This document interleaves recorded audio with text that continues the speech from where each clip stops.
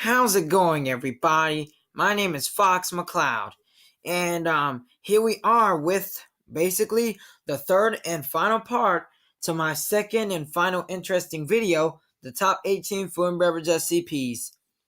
So I guess we might as well just start this then. There's really nothing else to talk about at the moment. SCP-1863. Alright? Object Class Euclid. Of course. SCP-1863 are two competing soft drinks sold exclusively within the town of Alabama. Okay? SCP-1863-A is a sparkling lemon-lime soft drink with hydrogen used in place of the dissolved CO2, sold as Lime Liftoff from the Citrox Corporation. Lime Liftoff. SCP-1863-B is a non-caffeinated root beer and cream beverage known as Sarsaparilla Cream, sold by Carl's Caffeine Club. Sarsaparilla Cream. Neither of these organizations have any record of operating within the USA prior to the discovery of SCP-1863. However, the Citrox Corporation reportedly operated out of the city of Luxembourg from 1982 to 1999. SCP-1863-A and SCP-1863-B are both highly addictive, Okay. despite having identical composition to equivalent non-anomalous soft drinks. Both SCP-1863-A and SCP-1863-B are capable of reacting to specific phrases, mainly praises or criticisms of the specific qualities of the SCP-1863 instance, such as flavor, chemical content, and appearance. Praising the respective SCP-1863 variety while condemning the competing variety appears to dampen the addictive effect.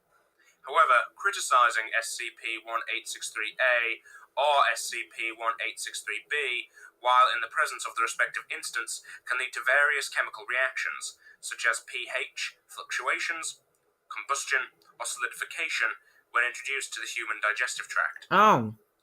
Both varieties of SCP-1863 are highly mutagenic, capable of drastically altering the functions of human organ systems.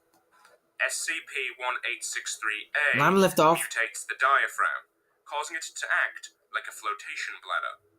It is capable of inflating with hydrogen gas, either from the atmosphere or from SCP-1863-A, and allows for humans who have imbibed a sufficient quantity of SCP-1863-A to float up to 3 meters above the ground. Failure to regularly imbibe SCP-1863-A after drinking it results in the diaphragm collapsing, leading to suffocation without mechanical assistance. Oh. SCP-1863-B instead targets the respiratory and circulatory systems and removes the necessity for respiration, Sarsaparilla allowing Cream. the human body to function without the need for oxygen, instead relying on carbonation from SCP-1863-B or carbon dioxide from the atmosphere to perform bodily functions.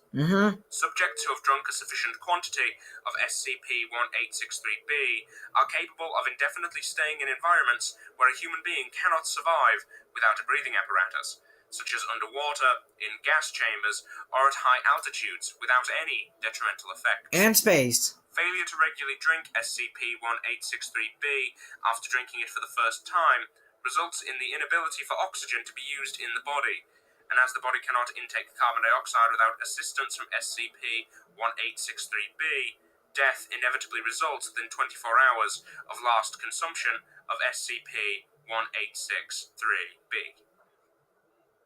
Furthermore, SCP-1863-A drinkers will be highly aggressive towards individuals who have drunk SCP-1863-B at any point in their life, with the converse being true for individuals who have drunken SCP-1863-B. B versus A. If an individual drinks both SCP-1863-A and SCP-1863-B within an 89-hour period, an anomalous chemical reaction will occur between the hydrogen and carbon dioxide in the two drinks, causing the digestive system to inflate, and finally...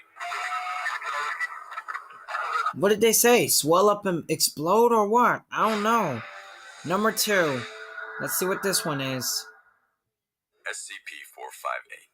Object Class Safe. SCP-458 is a large-sized pizza box from Little Caesars of their hot and ready variety.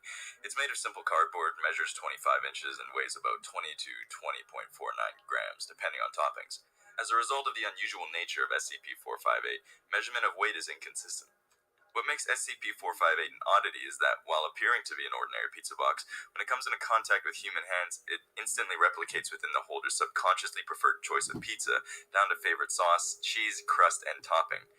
It's not limited to Little Caesars brand, as pizza from all major pizza chains, as well as local and even handmade pizzas, have been produced. There seems to be no limit to its ability, except that it cannot make anything but pizza, and its toppings must be edible by normal human standards. Okay. The box is also rather indestructible, as all tests to destroy or dismantle a box have proven fruitless. It's assumed that the box is semi-sentient, having at least enough telepathic or empathetic ability to sense what the holder's personal choice regarding pizza are. After constant testing showed SCP-458's seemingly infinite power to generate pizza, it has henceforth been placed inside the canteen at Site-17 for free use by personnel. After its open usage has been allowed, personnel morale has shown to have sharply increased. SCP-458 is considered safe and therefore stored in the staff canteen at Site-17 with no access restrictions required. That music on there just sounded like the one from the weather phenomenon with the fire rainbow. Number 1. SCP-871. What? Object Class Keter. Oh, there's one. SCP-871 is a collection of 237 cakes. Oh, yeah. Instances of SCP-871 vary widely in appearance and size, covering the entire range of foods described by humans as cake.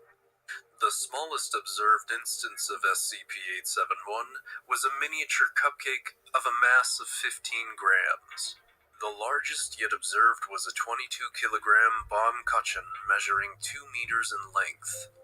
When any instance of SCP-871 is consumed by a human or a collection of humans, it is replaced approximately 24 hours afterward with a similar cake. Another one. This cake will appear on a flat surface in the vicinity of the location where the previous instance was eaten. If any of these cakes is substantially damaged through any means other than being eaten by a human, including being eaten by a non-human animal, it will be replaced instantaneously. The mechanism by which instances of SCP-871 are replaced is currently unknown.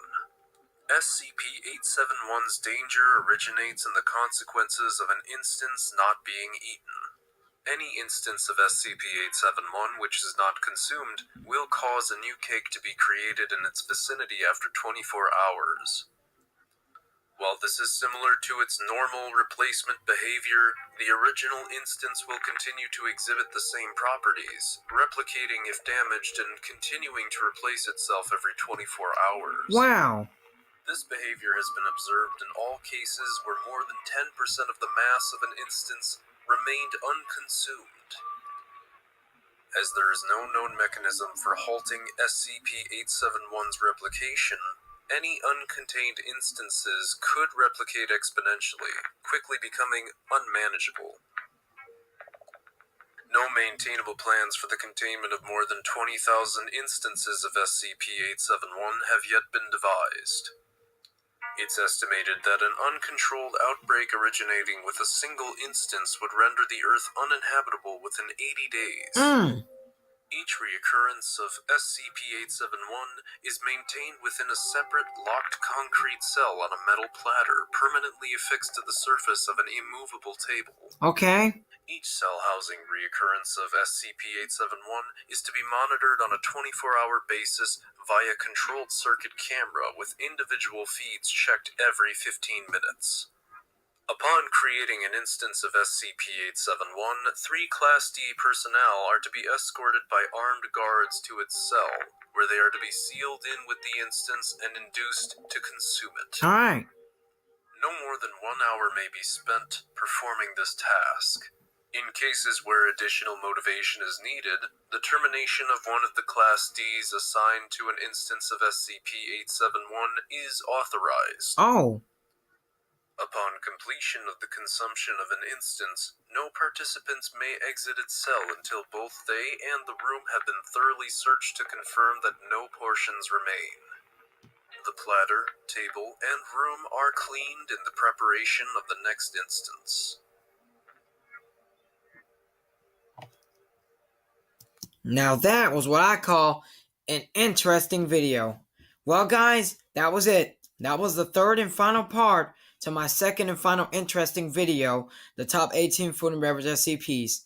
Now, as of now, as soon as this video right here, part 3, is uploaded, as soon as this part 3 is uploaded for this video, then you'll know straight away that random reactions will be paused until we get those 2 new plushies that Sonic Shelter 459 was talking about.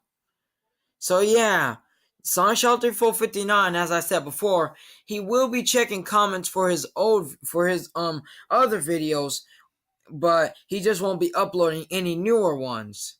But yeah, so I guess that now that I'm done, the new plushies will see you guys whenever they arrive in the Sonic and Friends Meet the New Plushies 3. So yeah, I'll see you guys in the adventure then. Have a good day, everyone.